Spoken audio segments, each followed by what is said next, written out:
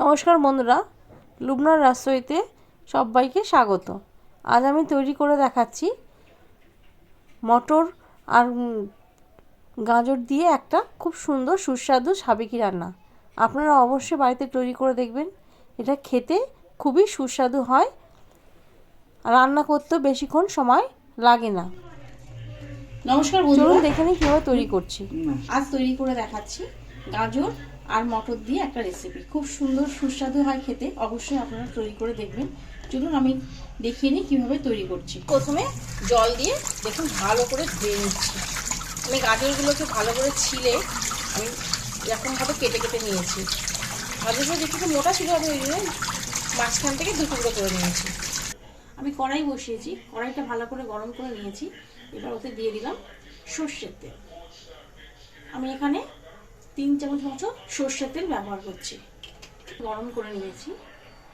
এবার ওতে দিয়ে দিলাম জিরে, একটা পেঁয়াজ কুচি,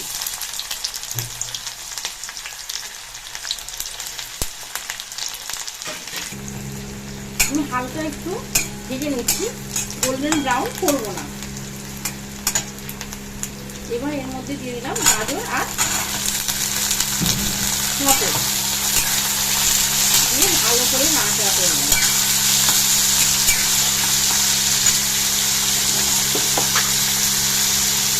আর দিয়ে দিলাম সামান্য লবণ।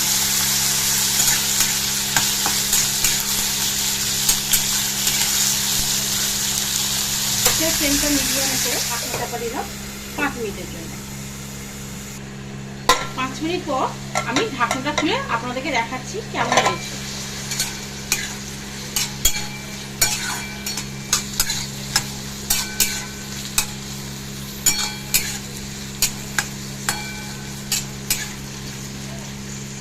তো আরো কিছুক্ষণের জন্য আমি ঢাকনা চাপা দিয়ে রান্না করে নেব লো ফ্লেমে।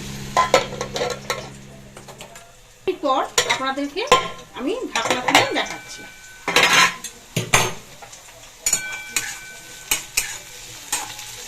দেখুন গাজর অনেকটা গলে এসছে, খুব সহজেই গাজরটা ভেঙে গেল।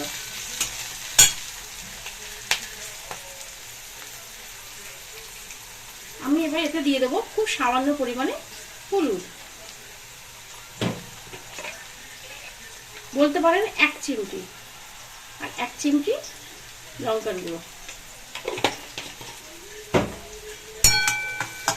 দিয়ে ভালো করে আবার নাড়াচাড়া করে আমি এটা আরো কিছুক্ষণের জন্য ঢেকে দেব। আপনাদেরকে এবার খুলে দেখাচ্ছি। আমার রেসিপিটা পুরোপুরি কমপ্লিট হয়ে গেছে। উপর থেকে দিয়ে দেব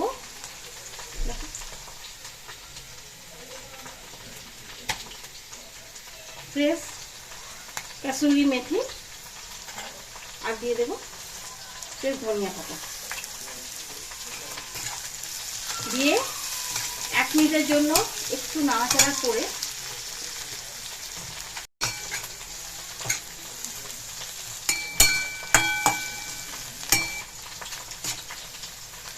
আমার এই রেসিপিটা পুরো কমপ্লিট হয়ে গেছে। এবার সার্ভ করে নেব।